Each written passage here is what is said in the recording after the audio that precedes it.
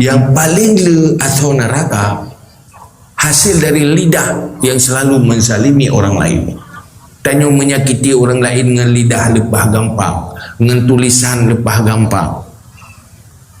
Orangnya tak kacau sabah nanggro, kacau dalam rumah tangga, kan boso. Dia nak boso, nak mentata hanai nak, kau mencari doa. Kau mentata pitam cuti-cuti pihana. Iban si bang tu. Lipat sakit-sakit dia mentutup metilah dia munyo kena boso kemang tabu bawa pala nak trik kapulih tapi munyo tutu yang sakit pitama rak punyung hanangan tak pedubit